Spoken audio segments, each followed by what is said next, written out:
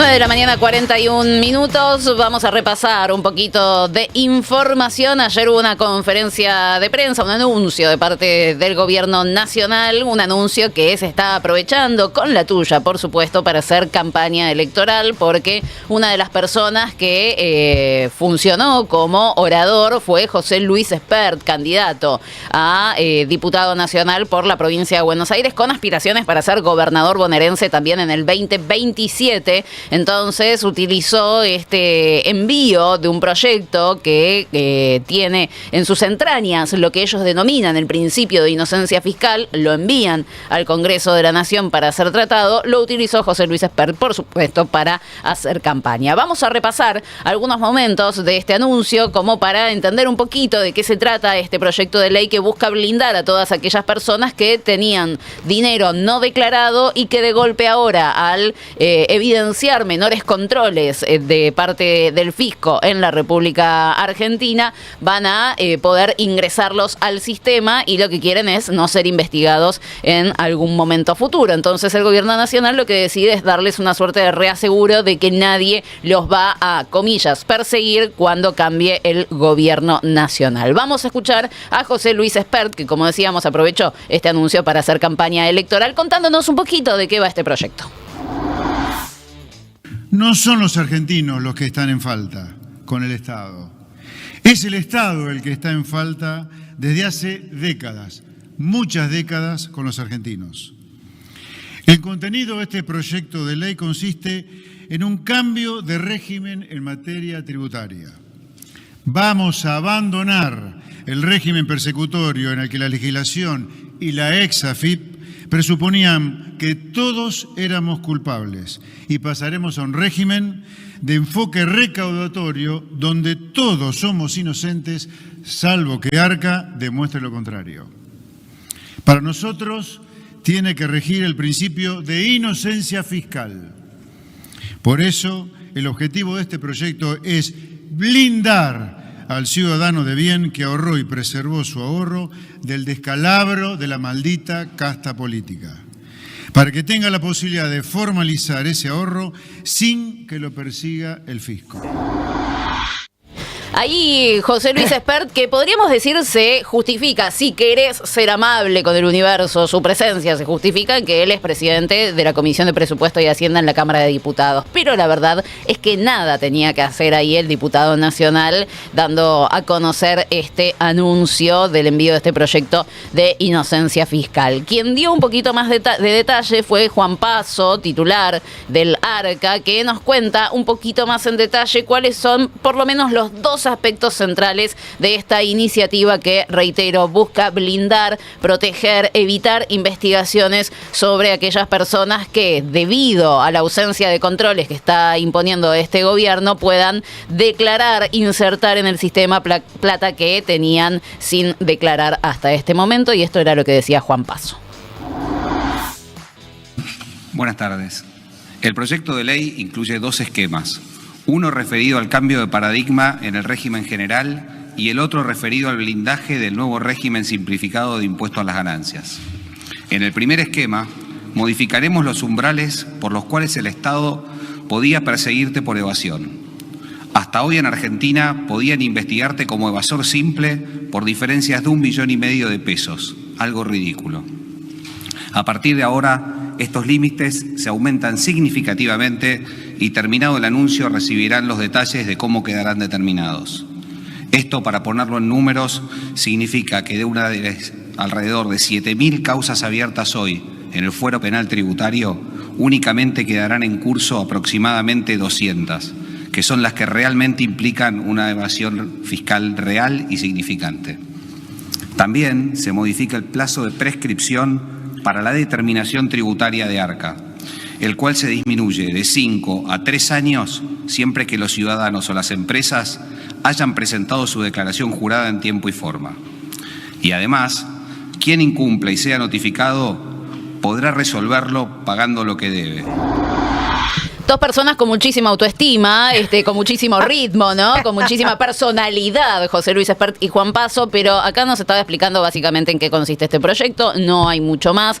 Lo que se hace es cambiar los montos a partir de los cuales salta la alarma en los organismos correspondientes, en la ARCA y en el ARCA y en la UIF, para que se investiguen determinadas transacciones. Lo que decía ahí Paso es, como teníamos un monto muy, muy bajito, por ejemplo, para transferencias, hablando de 1,5 millones de pesos, saltaban alertas por todos lados y había muchas investigaciones abiertas, entonces era necesario actualizar esos montos para prestarle atención a las transacciones que realmente valga la pena prestarles atención. Y la otra parte de este anuncio es justamente que solo se pueda investigar a aquellas personas que blanquean plata, que meten en el sistema plata que no tenían declarada durante un plazo de 3 años, ¿sí? Antes, hasta el momento, porque todavía no fue aprobada la modificación, era de 5. Después ya no se puede investigar más, claro, ya está.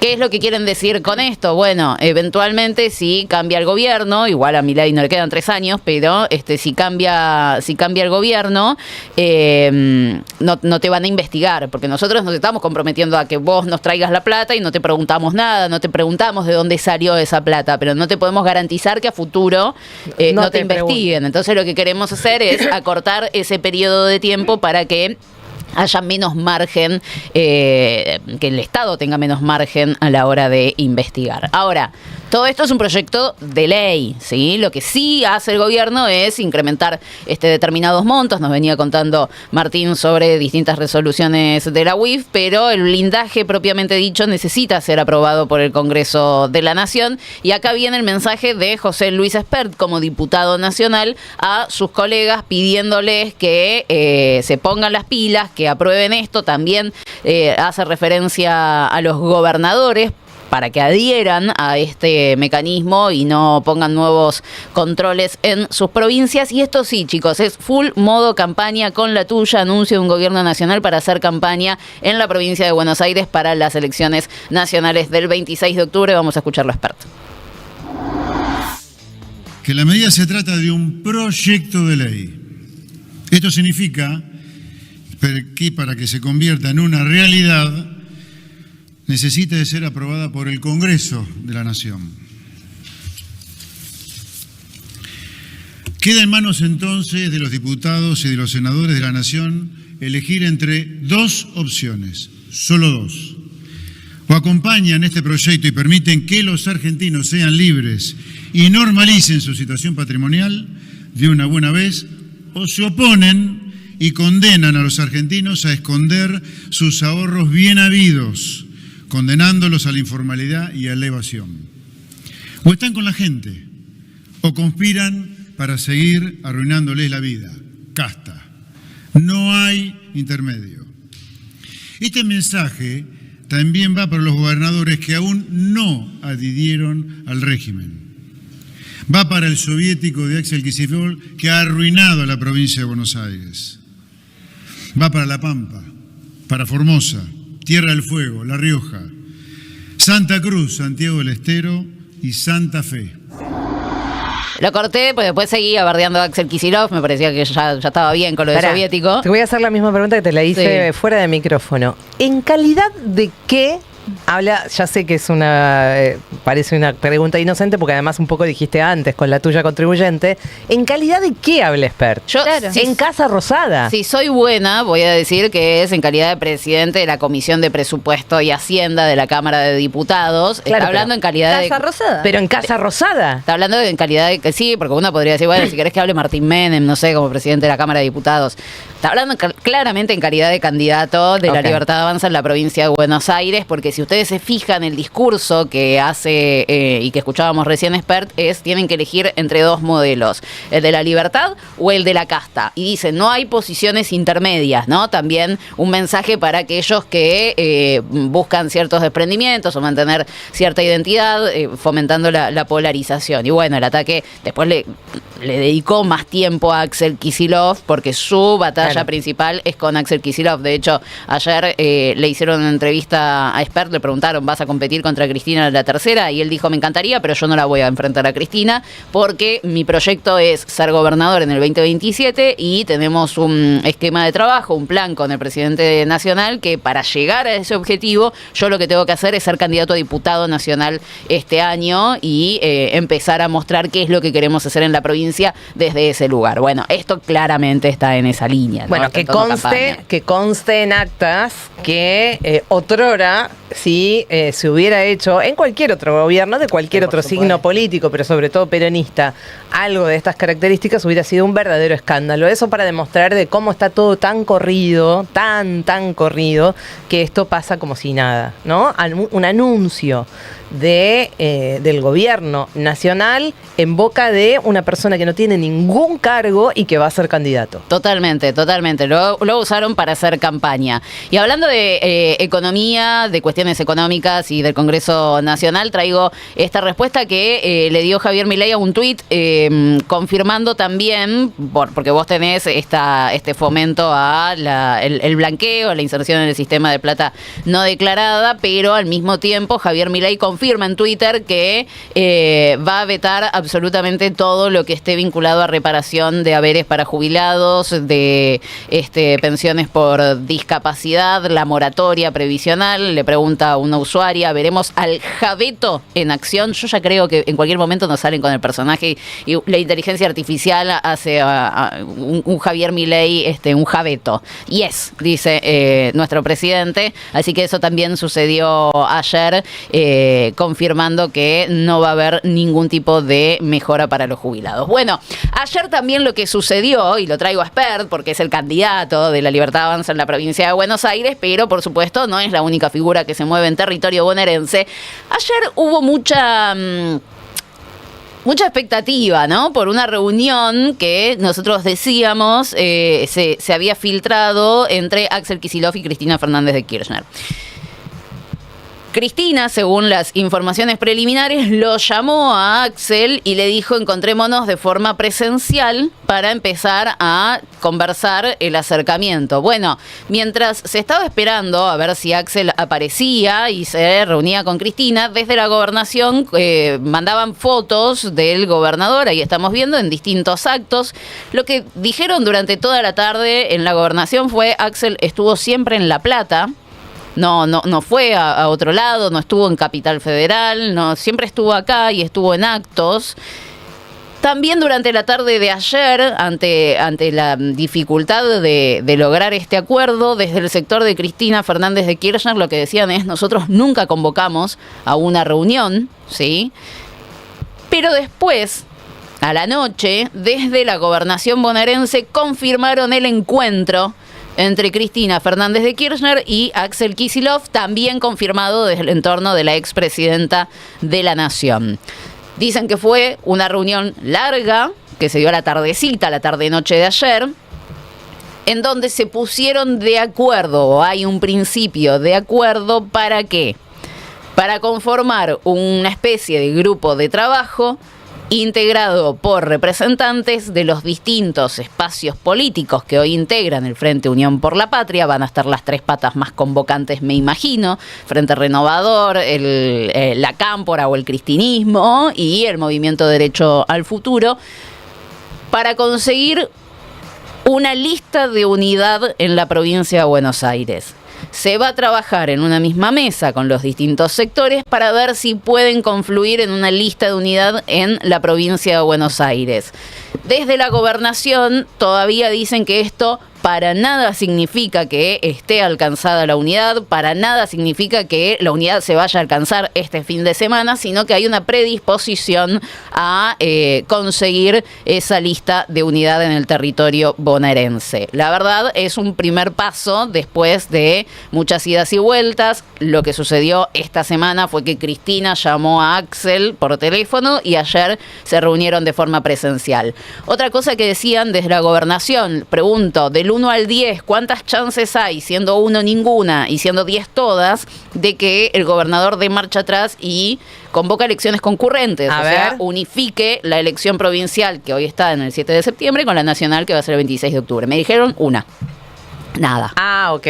Bueno, veremos listo. si esto No hay evoluciona marcha de otro atrás. modo, pero en principio no estaría viendo marcha atrás con eso. Así O sea, que, elecciones desdobladas, septiembre y octubre. Ok. En principio, elecciones desdobladas, se mantiene esa posición en la gobernación. Veremos si las conversaciones, ahora que se abren, cambian un poco los planes, pero de no hacerlos, cualquier estrategia a la que se arribe, ya sea en unidad o separados, va a tener que contemplar, de momento, una elección desdoblada, ¿no? Sí. En donde vos vas a tener 8 alianzas seccionales, una alianza por cada sección, para la categoría de diputados y senadores provinciales y 135 alianzas municipales, porque cada municipio también va a tener sus alianzas para elegir concejales y consejeros escolares. Puede pasar entonces que haya acuerdos seccionales y no municipales, ¿no? También esto es algo que puede suceder y uno se pregunta qué va a pasar en la tercera, ¿no? Donde Cristina se viene planteando ya como candidata a diputada provincial, pero hay municipios que no tienen no la tienen no tienen una buena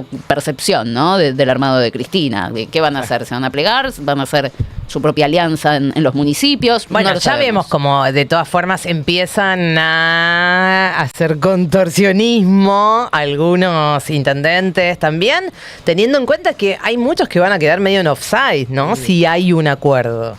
Que es lo que todos venimos pensando. O sea, ¿qué pasa si hay un acuerdo, aunque sea un acuerdo momentáneo, electoralista, lo que sea? Y la otra es, pensar que realmente, o tratar de analizar que realmente es bastante difícil que Axel pueda dar marcha atrás con esta decisión, porque de otra forma quedaría bastante mal parado en esta pelea que ya sabemos que es una pelea, o que ya todos sabemos que es una pelea por el liderazgo, que es una pelea de poder, que es una pelea por, no someterse, por ahí es un poco fuerte la palabra, pero un poco es así. Entonces, bueno, es difícil pensar que esto pueda volver atrás, y también es bastante simple pensar qué puede pasar si retrocede. Sí, lo que decían algunos es, bueno, si consigue un acuerdo político muy beneficioso, bueno, también lo pueden marcar ahí o apelar a que la justicia electoral diga, y la verdad es que es medio difícil hacer dos elecciones. A esta altura ya creo que parece bastante difícil, estamos a un mes del cierre de las alianzas. Sí es cierto que hasta ahora lo que hemos visto es que el gobernador pudo instalar su estrategia y que Cristina, de momento, más allá de que es candidata y presidenta del PJ y demás, y que por supuesto conserva un montón de poder, se dio en muchas cosas, en el desdoblamiento, en la convocatoria de las PASO, en llamar al gobernador. Fue ella quien llamó, no el gobernador. Veremos, deberían interpretarse, entiendo yo, como gestos positivos también de parte de Cristina del otro lado, que evidentemente tiene ganas de acordar, y es algo que manifiestan los distintos interlocutores que tiene la expresidenta de la Nación, que ella no quiere la división en la provincia de Buenos Aires. Evidentemente el gobernador podríamos pensar que tampoco, ¿no? Si lo que hizo fue asistir a esta reunión y aceptar una mesa de negociación. Del lado del Frente Renovador, ayer habló en el Destape Diego Giuliano, él es presidente del Frente Renovador a nivel nacional, es santafesino. Dijo que es un poco anticipado todavía plantear una candidatura de Sergio Massa. No sabemos si va a ser candidato en la primera sección electoral o si va a ser candidato a diputado nacional.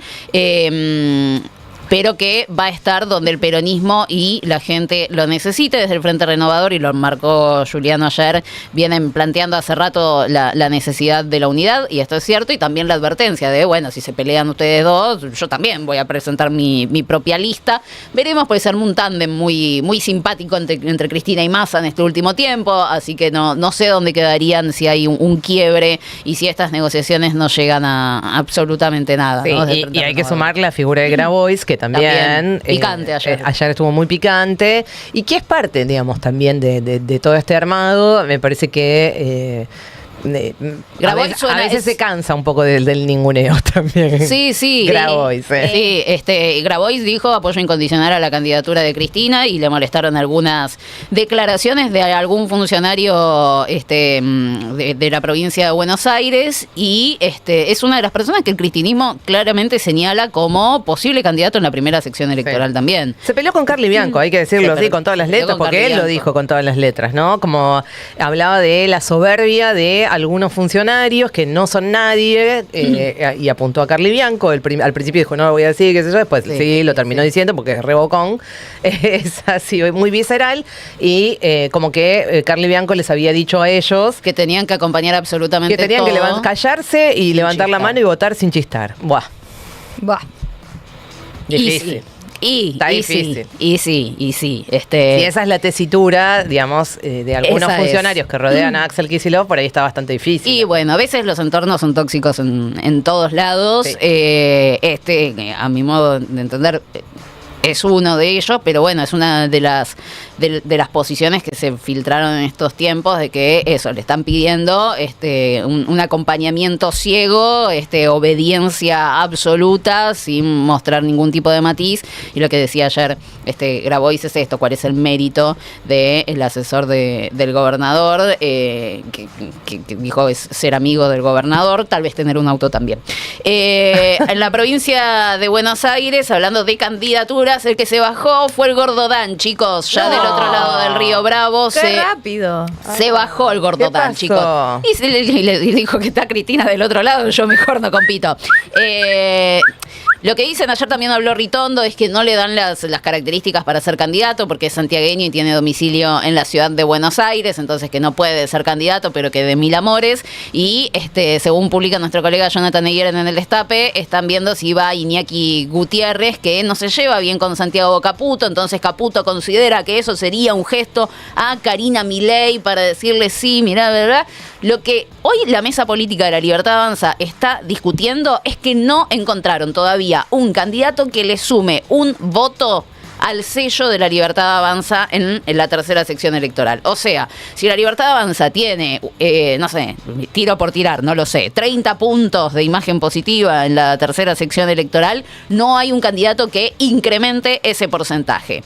Y como no lo hay, hoy lo que pica en punta es, comillas, Doña Rosa. Cualquier persona, alguien desconocido, alguien que irrumpa, alguien que sorprenda, pero está todo por charlarse, por supuesto, ¿no? A uno se le pueden ocurrir muchos nombres para ocupar ese lugar, todos de la política tradicional. En La Libertad Avanza, dicen el PRO, no está en la lista de posibilidades. Ellos, para los libertarios, no saldría de ahí el candidato, pero bueno, se habló mucho de si el Colo Santilli podría bajar a la tercera para enfrentar a Cristina y catapultarse para el 27. ¿Qué va a hacer Cristian Ritondo? Si va a poner a uno de los suyos, como puede ser Alejandro Finocchiaro. Morbo, Gerardo Milman, enfrentar a Cristina en la tercera sección electoral, ya viene marcando. A nivel morbo, excesivo, Pero porque viene marcando Milman ya hace tiempo. Yo soy de la tercera, yo soy representante de la tercera, en la tercera. ¿Acaso qué estás queriendo? ¿Enfrentar a Cristina? Milman, sí, para los distraídos, está siendo investigado por ser potencial miembro del plan intelectual para matar a Cristina. Y él dice, obviamente que no, pero llevarlo a un enfrentamiento con Cristina en el terreno electoral sería un montón. Algún dato, en estas últimas horas salió un estudio de la consultora DC, que fue una de las que más se acercó en la elección de la ciudad de Buenos Aires. A veces tiene números como bastante extravagantes, pero bueno, preguntaron quién es el dirigente político que le puede ganar a Cristina y el Gordo Dan quedó con el 3,7% de los votos nada más. Creo que eso explica un poco. Porque se bajó. Porque ahí está. Ayer decían, circulaba ese corte que decía, no, nos llegó una carta de la justicia electoral de la provincia de Buenos Aires que no me puedo presentar. Ay, te asustaste, Cristina, ¿no? Sí, seguro. Te asustaste. Yo digo, pero yo quiero esa autoestima encima. Sí, yo la quiero. Igual, también en la encuesta, el casi 43% decía que cualquiera le puede ganar a Cristina porque la gente se cansó de ella. Pero bueno, 3,7. Gordán, seguí participando.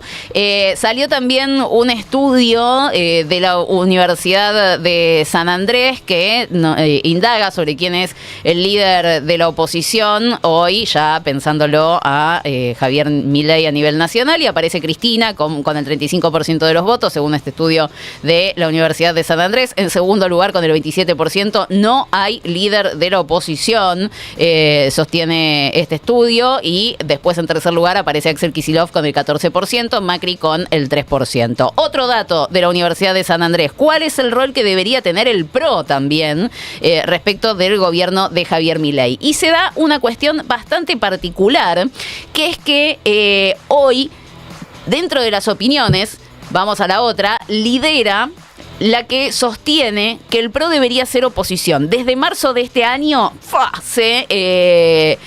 creció mucho la percepción de la gente que piensa que el PRO debería ser oposición al gobierno de Javier Milei. Le siguen cooperar legislativamente sin sumarse al gobierno, que es lo que están haciendo ahora, que cayó estrepitosamente, estaba arriba de los 30 puntos en noviembre y hoy está en los 20. Le sigue formar una coalición con el gobierno de Milei, algo que se mantuvo bastante estable en el tiempo, hoy con el 18% de los votos, y mucho más abajo la fusión con el 10%, también de forma muy estable. Qué interesante, ¿no? Pero pica en punta hilo de ser oposición al gobierno de Javier Milei. Porque eso habla, digamos, de la posición que tienen las personas que votan, los votantes del PRO, ¿no? Y entonces, eventualmente, ¿cómo hipotéticamente podría ser el comportamiento en las elecciones? Sí, yo creo que también bastante cansados, ¿no? De todo lo que viene pasando en este tiempo. Sí, se cansan más los votantes del PRO que los propios dirigentes del PRO, evidentemente. Cosas inentendibles que suceden en la política nacional.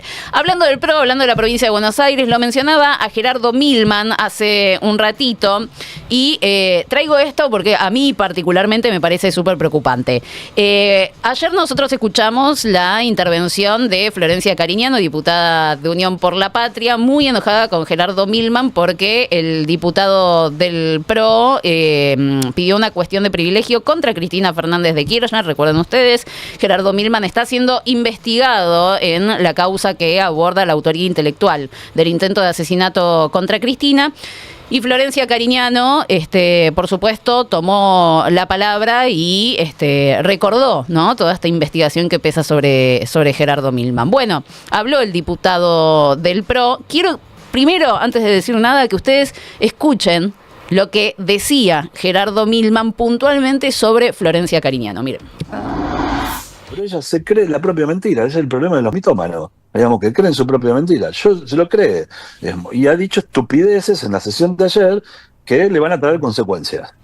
Entonces ha dicho estupideces, digamos, pero bueno, ojalá está a tiempo de retractarse y decir, me equivoqué. ¿Qué tipo de consecuencias, diputado? Y no decir las guarangadas que dijo. Hay muchos mecanismos, los estoy evaluando. Imaginen que tuvimos sesión hasta las 3:30 de la mañana. Yo me desperté a las 8 porque tenía que hacer cosas. Estoy acá en el llevarlo Congreso, a la justicia. digamos. Entonces, estoy evaluando, porque nosotros tenemos, de la Constitución Argentina, a veces sabia y a veces no, tenemos un artículo, el 68 de la Constitución Nacional, que dice que no podemos ser molestados en nuestra labor legislativa, ni acusados ni molestados. Entonces, cuando un diputado habla en el recinto, ahí empezamos en el término interpretativo. Ahora ella dijo que yo la amenazo con mi mirada. Ella dijo eso en el medio del recinto, ¿sí? Que yo la amenazo con mi mirada. Entonces, la verdad es que sí, ojalá no, pero si le pasa algo a la diputada Carilano, tengo otro problema, ¿sí? Porque me van a acusar de ser el autor de la amenaza. Digamos, ojalá no le pase nada, por Dios. Digo, pero algo tengo que hacer, no puedo dejar las cosas así como están, porque si le pasa algo, me van a acusar de ser el autor intelectual de lo que le pase. Bueno, es gravísimo lo que acabamos de escuchar, lo que dijo ayer el diputado Gerardo Milman, porque la última vez que Gerardo Milman se preocupó por la seguridad personal de un dirigente político en la República Argentina, le terminaron gatillando en la cabeza en la puerta de su casa y fue Cristina Fernández de Kirchner. Gerardo Milman fue la persona que preguntó por la custodia de Cristina Fernández de Kirchner unos días antes del atentado. Fue la persona que también advirtió que qué pasa si le pasa algo a Cristina, y poco tiempo después le dispararon, y por suerte la bala no salió, en la puerta de su casa. Está haciendo exactamente lo mismo con Florencia Cariñano. A mí, la verdad, me da miedo lo que hace Gerardo Milman. No solo porque la está amenazando con sanciones, ya sea legales o reglamentarias dentro de la Cámara de Diputados, sino por esta alusión más que evidente y explícita a un riesgo para un riesgo físico, incluso podríamos decir, también sin temor a equivocarnos, riesgo de vida para Florencia Cariñano. A mí esto me parece un poco demasiado, me parece una amenaza más que clara, sobre todo teniendo este antecedente que acabamos de mencionar. La última vez que se preocupó por la integridad física de una persona fue por Cristina. Y después le terminaron gatillando en la puerta de su casa. Nada, para tenerlo en cuenta, lo traigo porque no puede pasar, no puede quedar ahí como, mirá lo que dijo Gerardo Milman. Hay que hacer foco y tenerlo ahí presente, a ver cuál es el próximo paso del diputado del PRO. Choqueada, Es un montón. Yo también. Es un montonazo. Es un montón. Hablando de la cuestión electoral de la provincia de Buenos Aires, traigo unos gráficos, un estudio que me parece súper interesante y que hace foco en la participación electoral. Estos gráficos los comparte Néstor Magariños, él es director de Ocundata y de Infodash. Los datos salen justamente de Infodash y lo que hace es medir un poco cómo fue variando la participación electoral. Primero vamos a ver los datos de la tercera sección electoral en el 2023, de las PASO a las generales, ¿sí? Y cómo eso impactó en la ganancia de votos de Unión por la Patria. Ustedes van a ver, hay un gráfico que tiene una línea punteada. La línea punteada se corresponde con una correlación perfecta, ¿sí? Esto compara la participación de las PASO con las generales del 2023.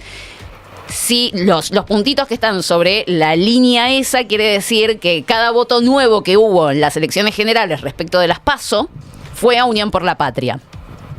Y lo que se ve es que en los distintos lugares medidos, ¿sí? Tiene ahí distintas secciones, distintos municipios, puntualmente en la tercera sección electoral, lo que se ve es que a mayor cantidad de votos nuevos, mayor cantidad de votos para Unión por la Patria. Crecieron, nos cuenta Magariños, 952.000 votos, hubo más, 952.000 votos más en las elecciones generales del 2023 que en las PASO, y de ellos 589.000 fueron a Unión por la Patria. O sea, prácticamente la totalidad de los nuevos votos que hubo en las elecciones generales respecto de las PASO del 2023 fueron a Unión por la Patria. Tenemos la misma información, pero en un gráfico de barras.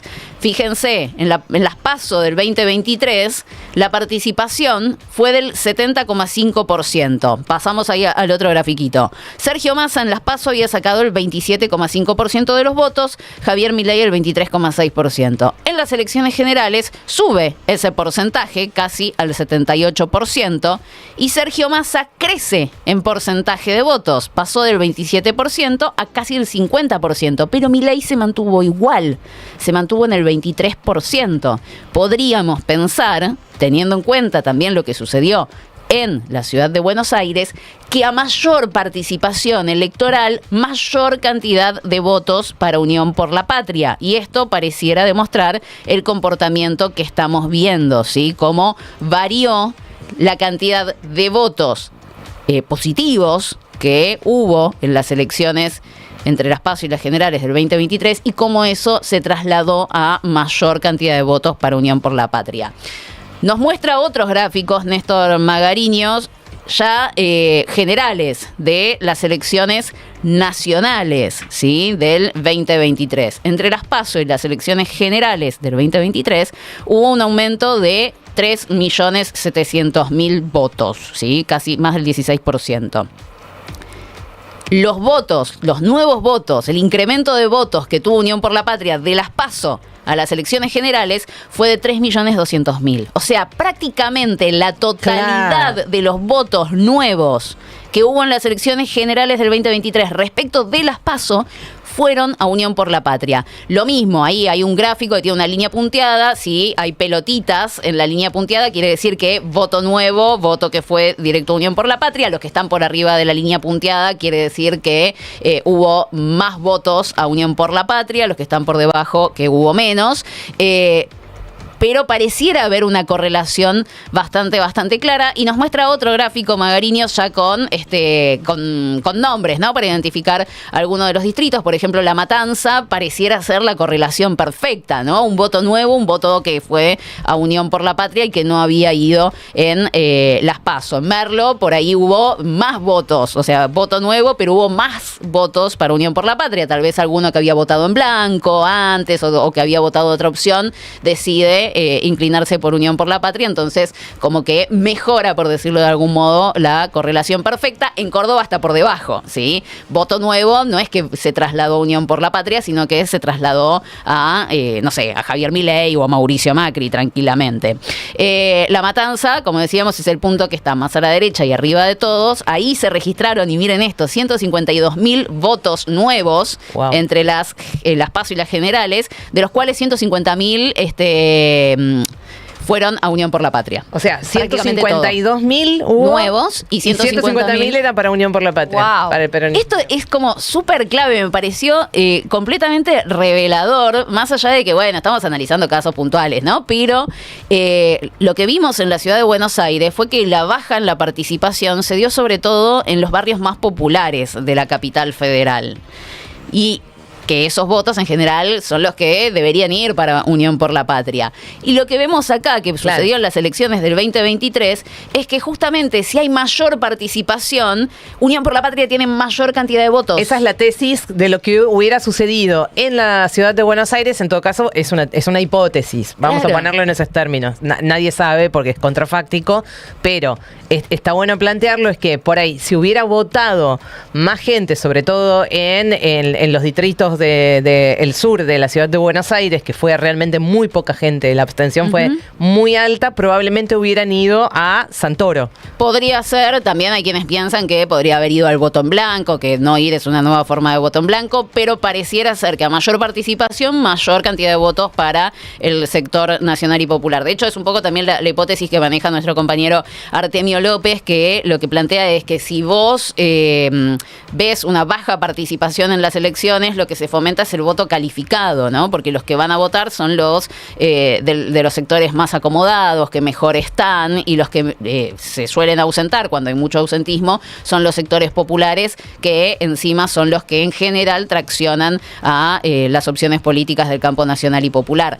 Por eso también estaba el cuestionamiento sobre el desdoblamiento en las elecciones en la provincia. Si hay mucho cansancio, si la gente no quiere ir a votar, si la elección provincial seduce poco, los que van a ausentarse van a ser los de los sectores populares, ¿no? Un argumento más para Cristina sería. Un argumento más para Cristina. Para simplificarlo un poco. Exactamente. Para que lo hable con Axel. Me pareció súper interesante esto, ¿no? Es que tiene sentido. O sea, tiene sentido. Lo que venimos viendo es el ausentismo, digamos, como reflejo del cansancio y como denominador común en todas las elecciones que hubo hasta ahora, provinciales, totalmente, en la capital federal, todas tuvieron ese denominador común.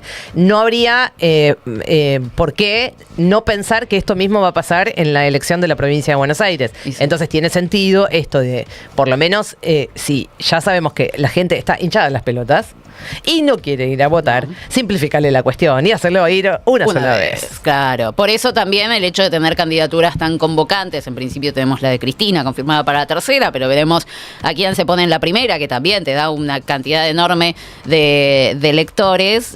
Bueno, probablemente busquen motorizar esto, la participación de la gente, aunque sean esas secciones electorales que te concentran 10 palos de electores, ¿no? Claro, es un montón. Total.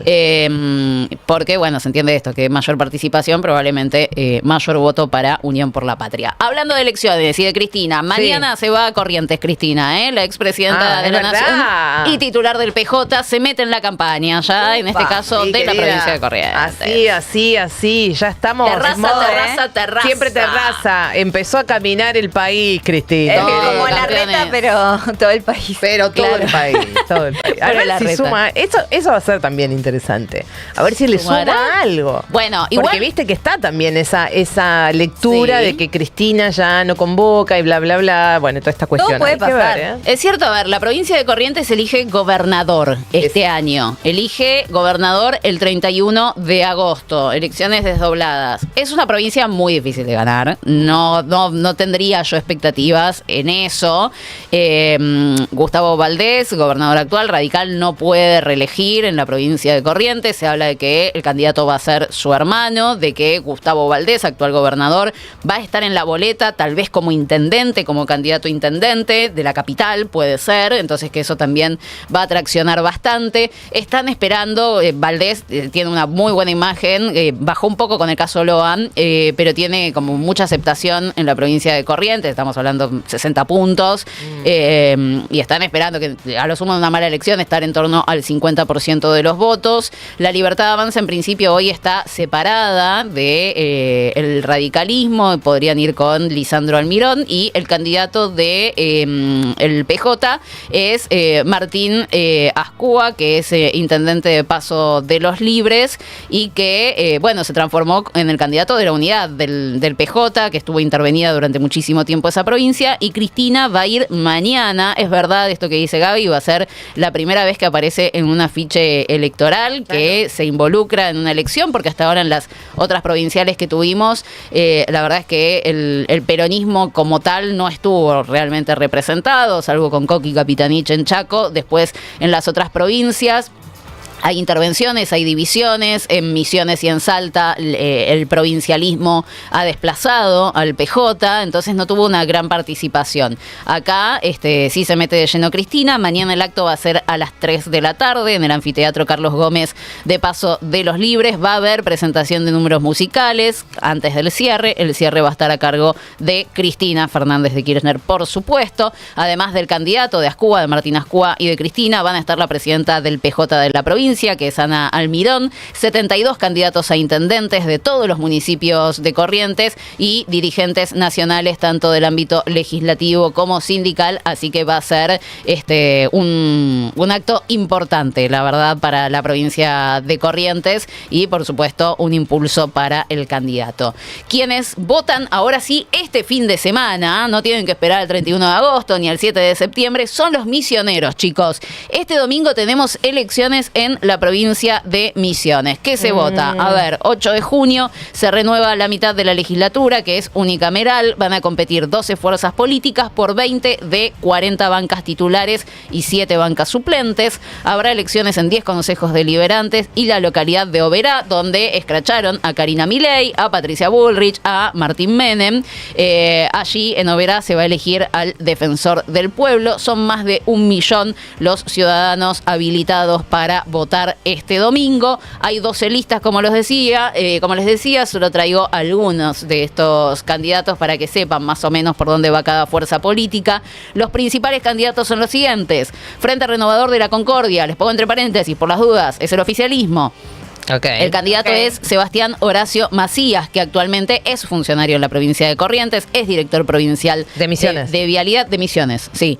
Es director provincial de Vialidad y es el candidato del oficialismo misionero. La Libertad Avanza va con Diego Harfield, que es extenista, en el mundo de las finanzas y demás, y ahora es el candidato, por supuesto, libertario. Estuvo Karina Milei con él la semana pasada. El Espacio Agrario y Social de Héctor Bárbaro, él fue diputado del Frente de Todos, es un histórico referente y dirigente provincial, muy vinculado justamente a la cuestión agraria, a la cuestión social, una plataforma bastante progre. Confluencia lleva a Olga Gurina, ella es docente, referente sindical de la CTA. Recuerden ustedes, en Misiones hubo mucho conflicto con los docentes el año pasado, muchos días de acampe, la verdad se le había complicado bastante al gobierno provincial. Se habla de que el PJ podría hallarse en esta candidatura, en la de Olga. Unidos por el Futuro, Santiago Koch, él es un dirigente vinculado a la UCR y a Juntos por el Cambio, así que podríamos decir que es la opción de Juntos por el Cambio. Ya salieron en estos días dirigente como Maxi Ferraro, por ejemplo, de la coalición cívica, a militar la candidatura de Koch, y el Partido Libertario, que lo lleva a Martín Arjol, que actualmente es diputado nacional y ha tenido un derrotero bastante complicado en este último tiempo, porque él apoyó demasiado al gobierno de Javier Milei, es uno de los radicales con peluca, le valió la desafiliación del partido, lo rajaron del Partido Centenario y, por supuesto, no pudo integrar ni la lista en la que está incluida la UCR, que es Unidos por el Futuro, ni la lista de La Libertad Avanza, entonces tuvo que armar su propio partido político, que es el Partido Libertario. La verdad es que ha hecho buenas elecciones en el pasado, así que también hay mucha expectativa sobre qué es lo que puede hacer Martín Arjol en esta elección. No hay representación del PJ acá. No. Puede que esté ahí en Olga Gurina, la docente. Sí, pero digamos, es más un outsider, si se quiere. Sí. Digamos, no hay una representación llana, digamos, del recordemos, el PJ en la provincia de Misiones está intervenido y también sucede como... Lo mismo que pasa en Jujuy. Digo, porque también eso es para ver. Digamos, ¿qué hicieron las intervenciones? ¿Están bien las intervenciones? Nada, la tiro. Lo que se plantea sobre el tema de las intervenciones es que tiene cierta lógica también.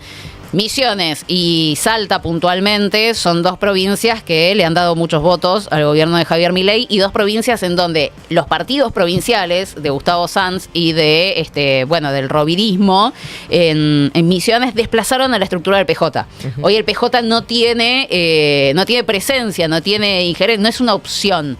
Entonces lo que buscan las intervenciones es, a ver cómo hacemos con las distintas partes, lo mismo que pasa en Jujuy, que está dividido, las distintas partes que componen el frente, cómo cornos hacemos para sentarnos todos, ponernos de acuerdo y hacer que esto empiece a caminar, porque está dormidísima la estructura del PJ. Bueno, eso por supuesto te vale que, como son bastante recientes también, no tengas candidatos, sí, ¿no? Okay. Y que de última apoyes a otra de las opciones que se presentan. Pero bueno, más o menos esto es lo que está pasando y lo que va a pasar. Es un montón, chicos. Carla, es un montón. Es un montón. Y que gracias por el laburo que te tomaste. Las cosas que quedaron afuera, mamita. Sí. 10:30 de la mañana. Nosotros vamos a estar en vivo hasta las 12.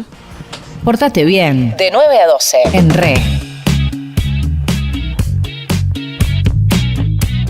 Como siempre hacemos, cerramos